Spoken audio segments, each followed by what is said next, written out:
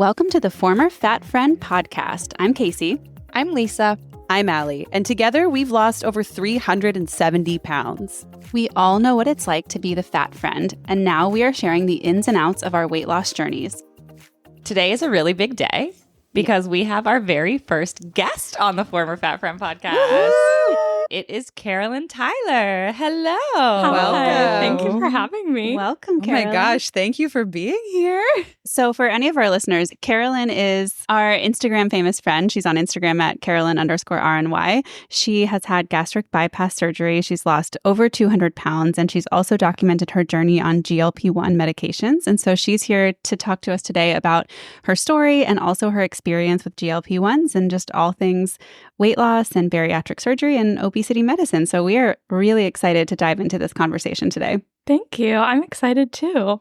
So Carolin, can you give us a little bit of your backstory? I know you had gastric bypass. When did you have gastric bypass and kind of what led you to that decision? Yeah, I had gastric bypass surgery in March of 2020. And what led me to that decision was getting to 401.6 pounds.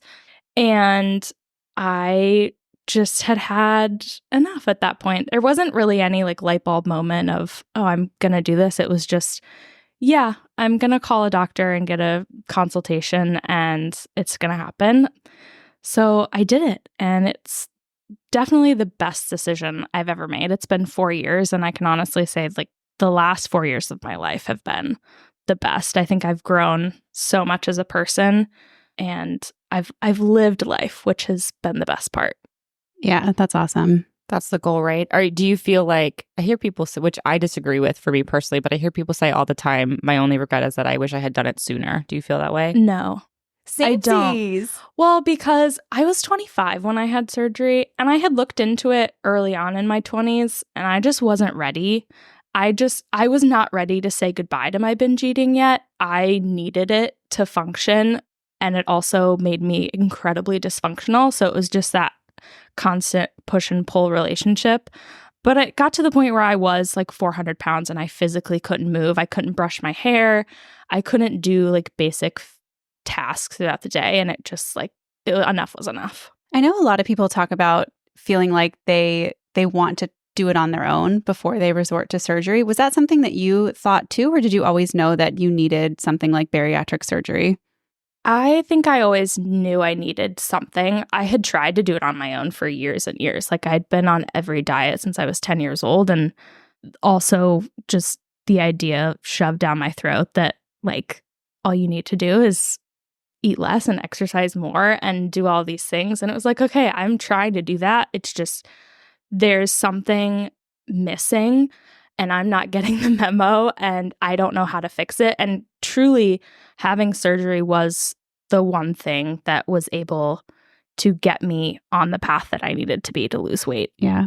So you talked about binge eating disorder a little bit. Did you address that before surgery, or was that something that you feel like has been maybe resolved or at least partially fixed by having surgery? So I went into therapy in my early 20s. I did a year of therapy to basically try and figure out the why behind why I was embarking on the behaviors that I was doing. But I was having quote unquote eating behavioral issues.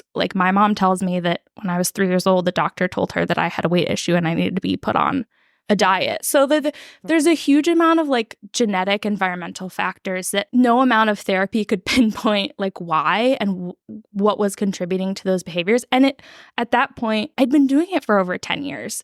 And it was such an ingrained habit and pattern. And it was just a path in my brain that I couldn't rewire without the help of gastric bypass surgery. And I think the surgery helped because it physically limited the amount of food I was eating. But it allowed me the time to work on my brain. And then when my brain started to push back on that, I know we hear a lot about with the GLP-1 medications, that's where those have come in and been so important for me and my journey. And I think I'm just that person that needs more tools than what's expected. Mm-hmm. Yeah, well, now, but it's becoming more and more expected, Yes. I think, which is such a blessing to people who are in that, 401.6 or whatever realm that think that there's just no fix for them. Yeah. So it's almost hard for me to imagine you being 400 pounds looking at you Same. sitting here right now. It just boggles my mind. So you have gastric bypass. How did that first year to 18 months go for you? The first year went really, really well. I ended up losing 180 pounds. Wow. And In a year? In a year. Wow. Which is almost half of your Yeah. body That's weight. incredible. It was really fast. So like when people ask me, how much did you lose in a month or whatever, I always have to disclaim it with like, I started very, very heavy. So, the vast majority of people are in that 300 or like 200 mark, and it's just different. It's funny how we feel the need to like qualify things too. Yeah. Like it's okay, it's a number, but like it feels like it needs an asterisk. Like, Yeah. You killed it. Yeah, exactly. I overhauled my whole life. Like I mean, I knew how to eat. I just wasn't able to be compliant in eating that way until bariatric surgery. So like the idea of eating and focusing on protein, like that made sense to me. And I was able to do that. And I did weigh everything my first year post-op, but I didn't like track calories or anything because that's never been my thing. Did you track protein at all? Not really. I just was very mindful of the fact that every meal had protein. Okay. And then I like the bariatric like plate method where half the plate is protein. And then that's just what I focused on. And then I started walking immediately after surgery, and that just being able to like see the progress of it started out where I could just walk down the street from my house. And then over time it was, I can walk a mile. I can walk 2 miles. One day I got lost in the woods and ended up walking 6 miles. Like, so it's just kind of really cool to see how your body, and I had no back pain.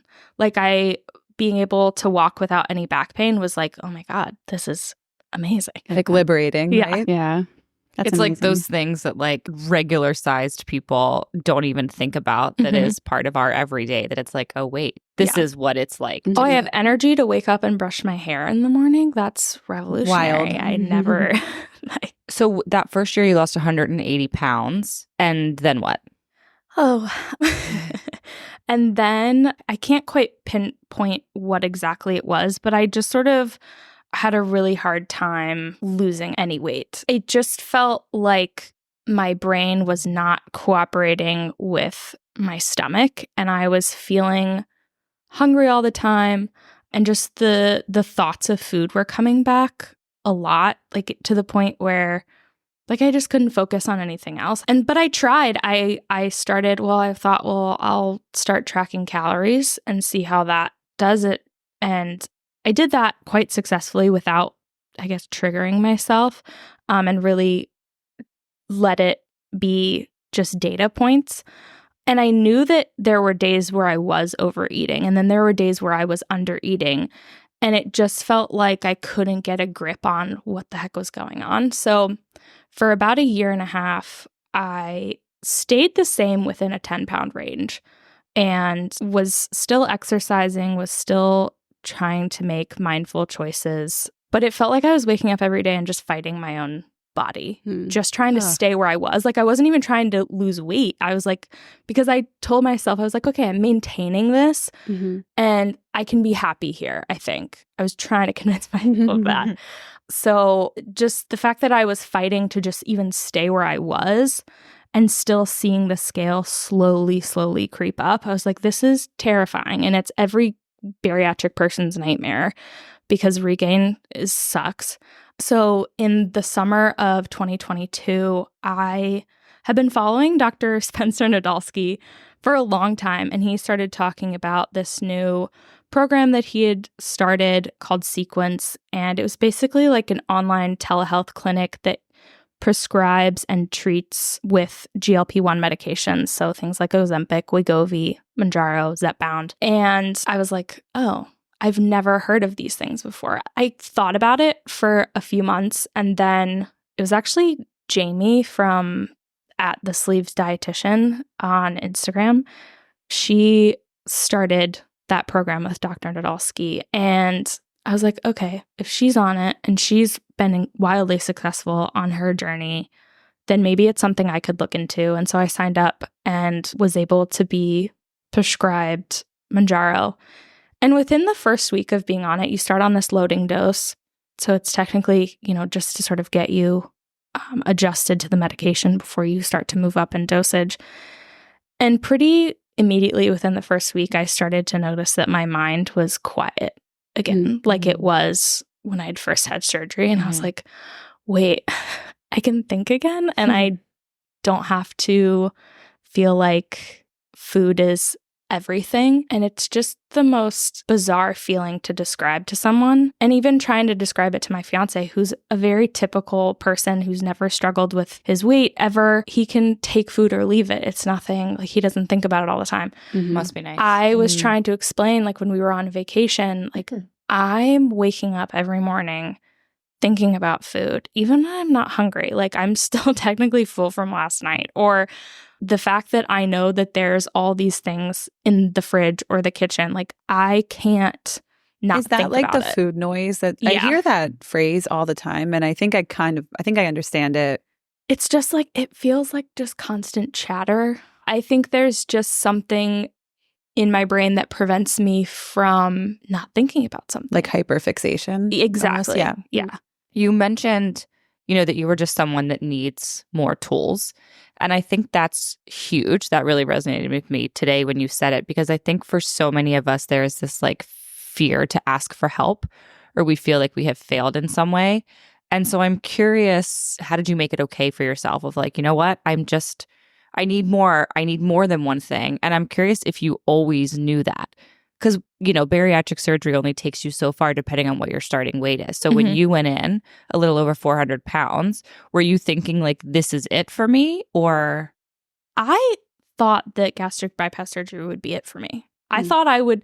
So my original goal weight that I had in my head was like 170. So I really needed to lose like 230 pounds. Did your surgeon give you a goal weight, or did No. they give you an indication of how much they expected you to lose? They were happy with me that I had lost the 180 pounds that I did in my first year. Like my surgeon was very realistic.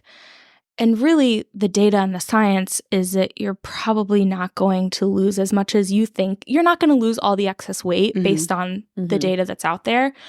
I just thought I was going to be those 1 in a million exceptions. Like I'm gonna do everything perfect, and I wasn't perfect, and that was something that I had to reckon with myself. And especially, I think with having the platform on Instagram, is that I can be honest and say, like, I make mistakes all the time as a bariatric patient. Like there are days where I barely eat protein because I simply just can't. I'm over it. I don't want to eat it. But yeah, I thought I was going to have gastric bypass surgery, and then that was it. Like I never had to work on myself ever again. Like it was done. My weight issue would be solved. And then lo and behold, obesity is just the gift that keeps on giving. And no, it reared its ugly head again. And that's the thing, is I have chronic obesity, and it's just something that I have to manage for the rest of my life. But when I had gastric bypass surgery, I had no idea that there were a class of medications or any kind of therapeutic treatment or anything like that that could be a second step or an adjunct treatment. So discovering that, I was scared initially of like, well, what will people think of me? I've had gastric bypass surgery, and for all intents and purposes, I am a success story with gastric bypass surgery. Yeah. Like I lost question. like over 70% of my excess weight, and I managed to keep it off for over a year and a half on my own. So why do I have to be ashamed for the fact that I do want to lose more weight? Maybe for aesthetics, but also like I just want to, and I don't have to explain myself to anyone. And if this medication can help, then I'm absolutely going to ask for that. And I think finding that community too on Instagram has been so helpful in knowing that I can ask for help, and I have a community that sees that and supports me in that. And also I can help people also feel comfortable for asking for help. I've had hundreds of people say, like, because you shared your story about getting on a GLP-1 medication, I've had surgery like 10 years ago and I've regained weight, or there's just more weight that I want to lose. I had no idea that this option was out there. Yeah. Like so many people had no idea. And I know it's like this huge thing now. But it wasn't when you first started talking about it. You were one of the first. It wasn't. I feel like even when I had surgery a year ago, I didn't know much about it or see it, or it was never an option. Yeah, it was never presented to me as an option. Yeah. I think it's interesting though, because social media often is demonized as like creating this space where everyone's, feeling bad about themselves and nothing's real. But I think for a lot of us, social media has been instrumental in changing our lives. I know for me, I talk about on my story, that's how I learned that bariatric surgery was an option for someone like me at my weight, was through TikTok. I had no idea. No doctor ever told me. No one in my real life ever told me. Same for you. You learned about GLP-1s through Jamie, and now you share and other people learn about that through you. So I think I love the bariatric community and I love the weight loss community for that reason. It's that information sharing. It's the like putting it out there and letting people know like this is an option. You can ask for help and here are the different ways you can do it. And so for all the bad that comes with social media, I think that's one of the best benefits. It's why I'm still on there 4 years later. Yeah. There's good and bad, like you said, but I love it more than I hate it. And that's why I keep sharing as much as I do. And I also, like for you, Casey, I had always thought the bariatric surgery was for someone like me who was like BMI of 62, over 400 pounds. Like that's who bariatric surgery is meant for. And I love your story because I think it really highlights the fact that surgery can be used at lower BMI and it's also incredibly preventative. For sure. I could kind of see the trajectory of my life without it. And I knew that at some point I was going to end up being that, 300-400 pound person. It just was a matter of time. Like there really was only one other way this was going to go. Yeah. I think it's inspiring too, because we hear people talk about like the length of time that they consider bariatric surgery before they go through with it. And like Lisa told us a couple of weeks ago, like 10 plus years that you like knew it was an option, right? And then never really. I knew it existed. Yeah. Right. It took me a while. It took me, we talked about, I was like, oh no, it's not for me. Like I should be able to do this on my own. And my mom had it 15 years plus ago. So like people consider it for so long. And if you're not ready to make the jump to what feels like maybe a massive overhaul with bariatric surgery, like I have people in my family who really are like terrified of the idea of surgery, but have like some other way forward, like some other path my now mom, that they just didn't know existed before. Like that's so inspiring that you can share that with people. Yeah, my mom was very inspired by me having bariatric surgery, but thought she was too old to do it. And so when you started talking about GLP-1s and I started learning about them, I told her and she got on one and she's lost like 80, 85 that pounds. Like gives me chills. Like I want to cry. Someone in my family was talking about this with me recently. They started maybe like 3 or 4 weeks ago and they've lost like 20 pounds. And this person has always been like a Weight Watchers, like we all were, right?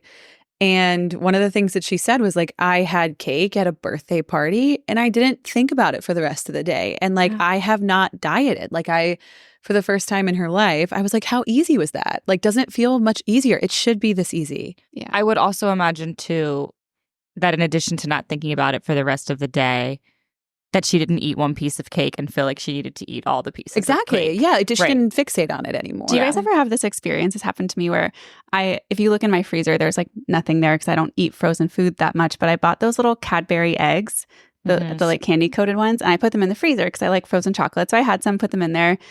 I forgot that they were in there for like 2 weeks. And I opened up the freezer one day and I was like, oh my God, there's Cadbury eggs in here.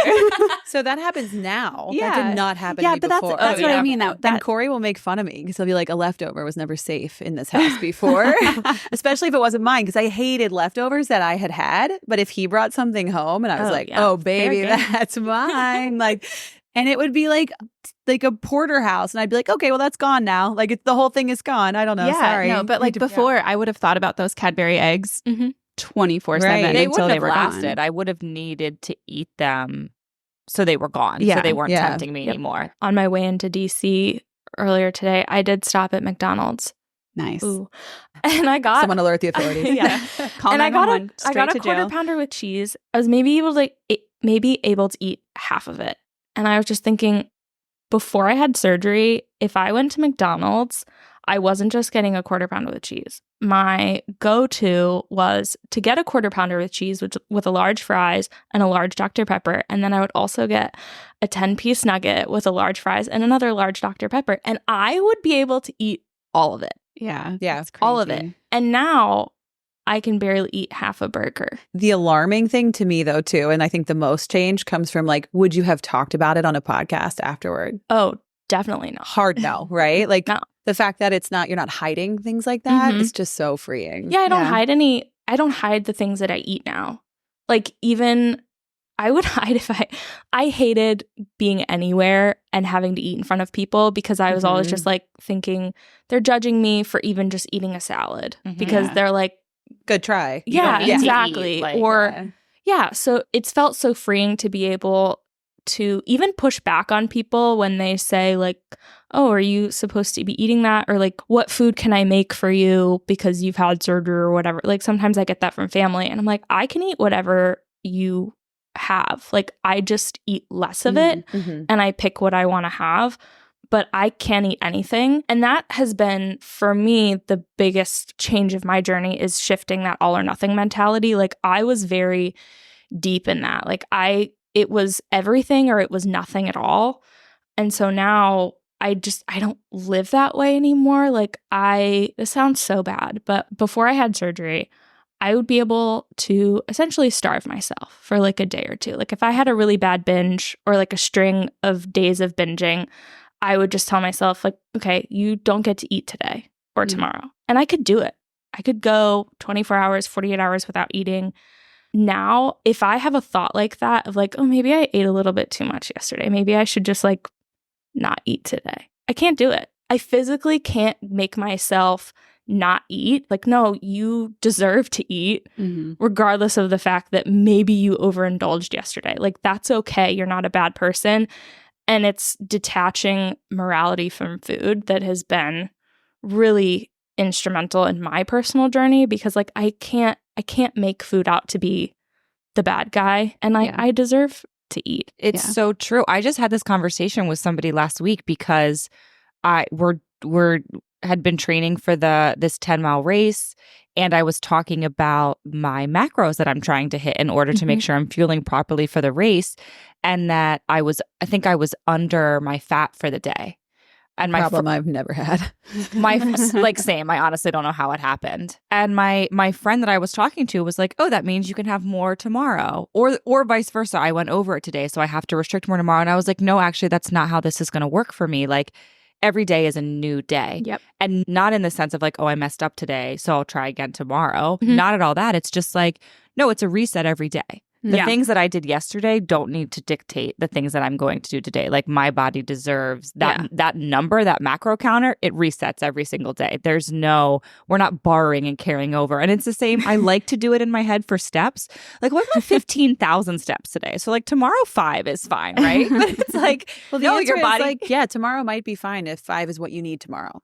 You're right. Right? Like, you're right. Don't make that call based on the day before. It's not a punishment. And there's not an attachment to like worth and what you deserve, like you're saying. Yeah, there's the big picture. And then you have to look at all of the days that make up the big picture. And then you have to be able to look at all those little days and know that they're just little days. And I feel like I have so much more resiliency now to make those decisions and be able to move on from I maybe didn't hit my fat goal today, or maybe I didn't eat enough protein today or yesterday. Like, I'm just going to do better tomorrow, or I'm going to do better at my next meal. Like, I'll try again tomorrow. I'm much kinder to myself, I think is the point. I'm more patient, and I think that makes all the difference. Like, I hear from so many people how they just want to lose weight so quickly, and I get it. Like, oh my God, I get it, because I wanted to lose it really fast too.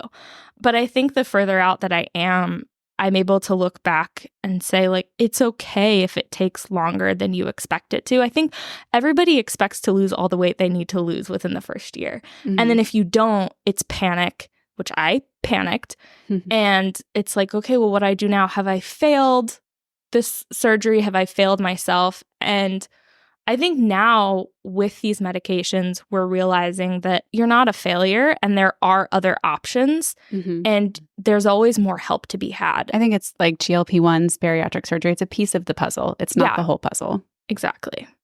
So can you talk a little bit about what Sequence is like and what kind of support you get on there? And yeah. So Sequence is actually now Weight Watchers Clinic. They were acquired last year. So basically, I tell people it's an online doctor's office, essentially. It's a telehealth clinic. It's not somewhere where you just like go buy the medicine. Oftentimes I get people who ask that.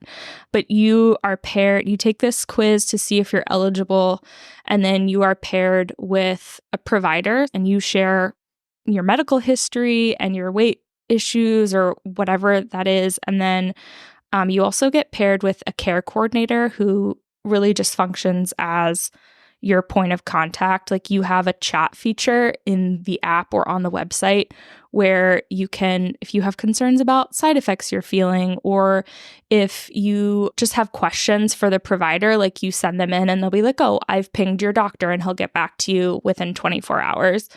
And then you also get a lot of help with insurance. So they take insurance. And that's one thing I do recommend to people, like call your insurance and figure out if it does cover any of these GLP-1 medications before signing up for Weight Watchers Clinic, because it is membership based. And I always feel bad when people tell me that they've signed up for it and they've paid money and then they're like, my insurance doesn't cover it. And I was like, oh God. Yeah. Which that is a huge issue, is the accessibility of these medications. And I think that's definitely the next step, is getting insurance companies to understand how important these medications are. And I think we're seeing that. They also have an option if the GLP-1s aren't covered. They do offer lower tiered medications like metformin. There are lots of different options and they help with like doing prior authorizations and stuff, which a lot of insurances require for these medications. So there's a lot of help. And then they also have like you can work with dietitians on there. So I've really enjoyed it. I do work with them, full transparency. Yeah, I wanted to actually ask you about that. So how did that partnership come about? I think it's cool that you do that. Yeah, I had been like tagging them and I had reached out to Dr. Nadolski just to sort of thank him for creating a program like that. And then I think one of his doctors on staff, who's pretty big on social media, Dr. Tommy Martin, had reached out to me and was like, hey, do you use Sequence? And I was like, I do. And he's like, would you want to work with us? And I was like, sure. And so I've enjoyed it. I'm always so weird about like the partnership stuff and the money making side of Instagram, because it's just something that I'm like, it's so foreign to me. And I'm like, I don't know how to navigate any of this. But it was my first partnership on Instagram and my first like delving into making money and working with a brand or a company. And I'm glad it was with them because I still use them. They're my go-to for my GLP-1s. Yeah. So yeah, it's been really enjoyable working with them. I think those are the best kind of partnerships to have. Those ones that are, you know, an organic, something you use, you have used, you found it on your own. Yeah. From like a viewer standpoint, you can tell too. Yeah. I feel like when it's more authentic that way. All right. So you've been on a GLP-1 now for coming up on 2 years. What's your plan long-term with that? So I plan to be on it for at least the next couple years until we decide we're ready to have children. You can't be on these medications if you're trying to get pregnant or if you are pregnant. So I would need to titrate off or down and then off the medication before we start trying. So that's kind of all I have for now, like in terms of knowing what the future holds with these medications. I think also with the decision to eventually get pregnant and have a baby, like what's the weight gain going to look like there? And I don't think I'm just trying not to think about it because I don't know until it happens. And I think that's the same thing with gastric bypass surgery, is I didn't know until I lived through it myself. And I think I'm just trying to be flexible in knowing that I'm going to do everything I can to be successful off of it. My biggest thing is just what's going to help keep my obesity managed in a way that's healthiest for me. And I don't know exactly what that looks like long term, but there's a lot of hope down the line it's interesting too, because we're getting studies out that are showing that it's not just helpful for weight loss, but it's helping people with addiction. Mm-hmm. And I think that's really powerful. And people with like Parkinson's, Yeah. and I just didn't know that. and just either. decreasing like the inflammation in their body overall. So I think we're only seeing the very beginning of these GLP-1 medications, and I think that's just the really exciting part about it. And we're going to play it by ear. I love your take on this because I've said this before, but like getting pregnant and having a baby teaches you that you have no control over anything anyway. And it's like literally it's a lesson in like patience and just like kind of going with the flow. Yeah. And so your take on that to me is great because when I hear people have like very rigid plans, I think that's fantastic. But I just don't ever see that working out that way. Like it's wonderful that you're like, I'm going to try to trust myself and then we'll just see where it goes. Like that's so great. It's like parenting advice. Like I love this quote of like the best parents are always those with no kids. Like of course, you know exactly what you're going to do as a parent. Right. And I've lived enough life that like I can't say definitively this is exactly what I'm going to do. Mm-hmm. And I would much rather be flexible with myself and kind to myself of like, we'll just take it as it comes and figure it out. Exactly. So Yeah. And I think one thing that I've really learned over the last 2 years in my own journey is that obesity is a chronic disease. Yes. And it's something that I'm no longer obese, but I still have the disease of obesity. And it's something I will always have to be mindful of for the rest of my life. Yep. And there are lots of things that could trigger regain. But now I know, because I think of it as a disease, I know to ask for help when I need it. And I will never white knuckle through restriction and weight loss ever again without asking for help. And I think it's amazing that there are tools like GLP-1s available to people, because that's really what we need to be able to make a dent in the obesity epidemic. Yeah, in our like country. why should we, like, obesity is one of the only diseases or chronic illnesses out there where people are just expected to white knuckle through it. You just got to do it and power through, and you need to be more disciplined and be less lazy. And I'm like,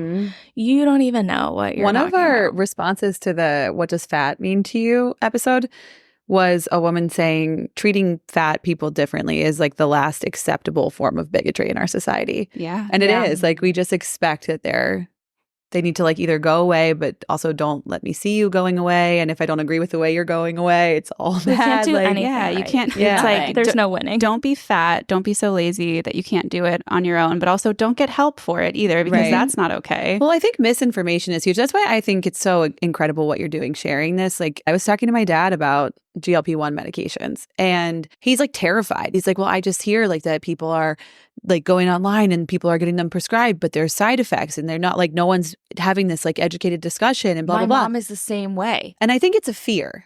I think it's like when people aren't ready to commit to changing or ready to really commit to accepting that there's a problem they need help with, I think it's like a defense mechanism to be like, oh, well, that's okay, but have you heard all these things that could go wrong with It's it? the And same thing I hear with hair loss and bariatric surgery. I get messages all the time of like, I'm so scared to lose my hair. I don't want to have this surgery. And I'm like, Then you're not ready. then you're not there. And that's okay. Same with loose You skin. need to figure Yeah. I would rather have loose skin. Even though it drives me crazy, I would rather have loose skin than be 400 pounds again. Absolutely. Yeah. When I think that's how I feel when there are specific like, well, what if I can't ever eat potato chips again? But what if you can? Right. But what if Or you Diet and also Coke. if it's I'll send or them your Diet way. Coke. Yeah. but if it's the potato chips that are holding you back from surgery, then I think you need to work out your relationship with potato chips and revisit surgery, because Right, which is not even a joke. Like, that's No, a real I'm not thing. kidding at Totally. all. Yeah, like, Well, and it's also like investigate, you but- don't know what you're capable of until you're faced with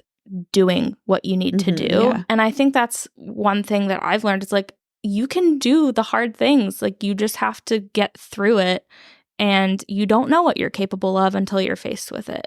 And I think that holds people back. It's a risk versus reward thing for me. People will find any excuse not to do something. Yeah.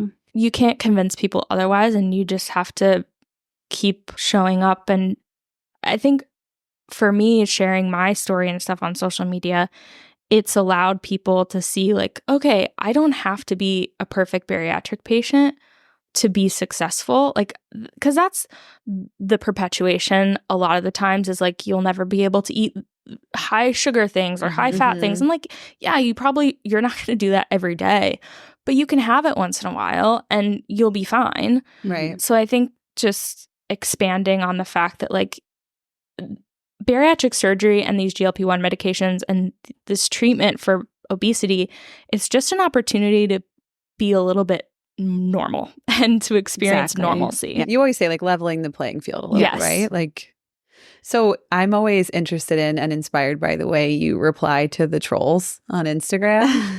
How do you stay positive? Like, how do you tune that out? I don't get many of them, Okay. to be quite honest. They're far and few between. But when I do, I think I just have to check myself of like, okay, what am I reacting to? Am I reacting to their message, or am I reacting to the way their message has made me feel? Ooh. Very introspective and insightful. Yes, and mature. Yeah. I'm like, wow, what is it like to be a grown up? Yeah, I think I'm like 10 years older than you, and I've never had that thought once, but okay, continue. I'm a very reactive person, and I think that the way I've learned in life is I have to meet people where they are. And unfortunately, that means like toning down my own emotions and my own way of being super reactive. And I get very defensive. Like well, you've also been trained to be that way. And in all fairness, like you've been told you're a lazy 100%. fat person. That's for your human whole nature. life. Yeah, this exactly. is how it goes. It's called the fundamental attribution error. Yeah. It's basically that She's a doctor. we don't give other Miss people PhD over right? here. Yeah, but I mean that's what humans do. Yeah, we don't give absolutely. people the same benefit of the doubt that we give to ourselves. Yeah, right. And we my don't team at appreciate work the situation. Assume for positive others. intent. Yeah, that's what I Yeah, say. we talked about at work, this. I always tell people we assume I the try positive to intentions. do that as much as possible. I will say sometimes there is no gray area. It is Oh, very absolutely clear what the Yeah, person sometimes has you need to to put people on blast. Yeah, Yeah. there are. Absolutely. There's a time and place to choose violence. I have never been ever compelled to message someone in response to any of their stories and be like, you shouldn't have done that. That's Or the like, wildest part. Can I confess something that I did one time? Always. Oh, God. This is my favorite Was part. that you actually messaging It was actually Carolin? No. So I agree. I have never I think judgmental things in my I'm head when very I see them judgmental. on Yeah, the that's internet. human. Yeah, come on. I've also never commented that if I don't like something, I move scroll on. past. Yeah. I think you should be held accountable for what you are willing to say to someone on Absolutely. the internet. And I got a DM from someone that was so nasty that I went and I found her on Facebook. I found her friend list and I Yes. screenshotted what she sent and I sent it to the people that had liked her most recent photo. And I said, I think you should know that your friend is sending this to people on the internet. I love she that. didn't realize she so messed with a much. doctor. I was so pissed because it was like, I don't even remember now what Yeah. it said, but it was so nasty. It was like, Where is just she the dead? Where is she most- now? probably dead. R.I.P. There are obviously the people on the internet who just say stupid things and you can just, let them go and move on. But Yeah. what do you think about the people in the bariatric community who have been really outspoken about people against people being on GLP-1s after bariatric surgery? It hurts my feelings just because I know that they're the people who have faced judgment for having gastric bypass surgery or whatever bariatric surgery they've had. Like, Mhm. I know that they have spoken out on their journeys on this platform and they've faced some kind of criticism. And then for them to essentially switch up and say, like, the fact that you're using a medication to lose weight, you're So- taking the easy way out. Like, you. Wait, Like, so you I had didn't surgery know that this too. existed. Yeah, so I don't even remember her username now because I unfollowed her, but it was very early. And she basically said, like, if you're resorting to GLP-1s, you're not trying hard enough. Look at all of the things that I have done in my journey. I work out every day. I became a personal it's the trainer. Same thing of like, you have to white knuckle it. Yeah. Like, because you're choosing a different path than me, you have to white knuckle it. And I'm like, why? Why do I have to fight so hard just to stay where I am? Not even to lose more weight, which wasn't my initial goal. I was like, I just need to stop fighting for my life here. I'm out here in these Seriously. streets, like, just trying to freaking survive. Well, My, and my also- heart rate monitor thing just went off, by the way. When you said that, I got a notification because I'm so angry that people like this exist. But I think It is. the other It's thing too infuriating. is like that no two journeys are the same, Yeah, right? no. So like, why is anyone on the internet being like, oh, well, you just need to do what I'm doing and you'll be Mhm. fine? No, because like Casey has said before, you and I could do the exact same thing and we would not have the same results because we Yeah. are two completely different people. Yeah, I think that's why, again, like that the fact that there are people in our community that are like demonizing these medications without, if I had to guess, proper research being done, it's like infuriating to me that this is a thing that people are doing, and that our community is so vulnerable that we're looking for any sort of direction to follow because we've been we haven't had success in so many attempts that we're vulnerable, and these people are being taken advantage of. The pattern that I've seen when people criticize these medications who have had bariatric surgery is they're often people who probably have not reached whatever goal they have for themselves or have had regain. Ding, ding, ding, ding, ding. And so I've said it on my page before of like, there is a jealousy there that like, 100%. I had the strength and the courage to go ask for help. I'm sorry that you don't have that.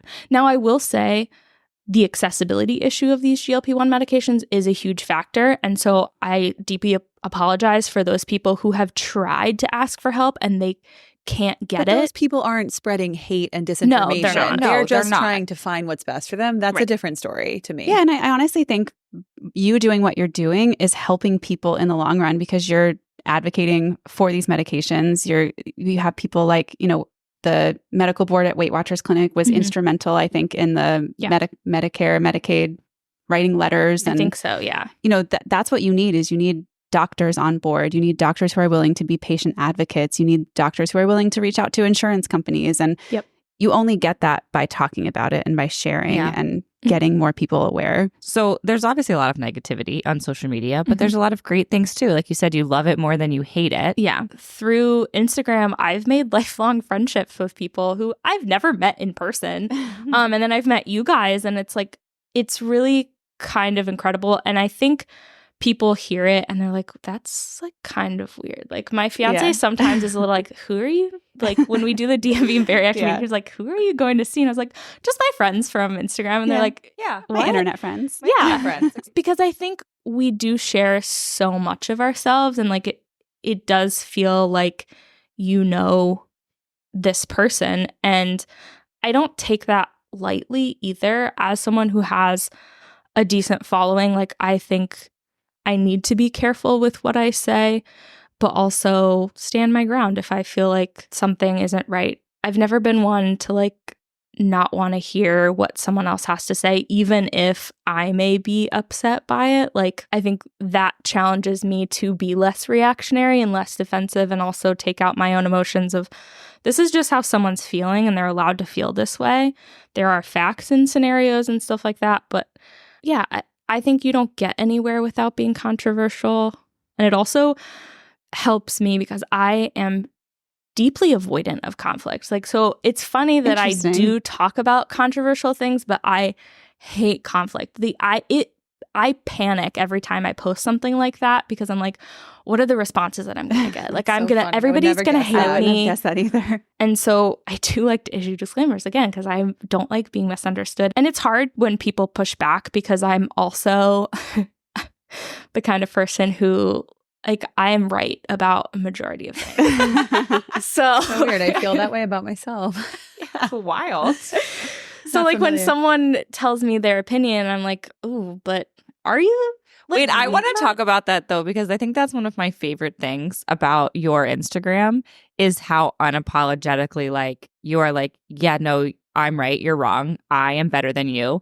And like there is a comedic element to it. Yes. And there is, yes, of course, obviously. And but there's truth. There's truth to it too. Yeah. And I remember you've talked about that confidence before, and like that's just something that you grew up with, right? That your dad kind of instilled. My dad is confidence personified. He doesn't have to try.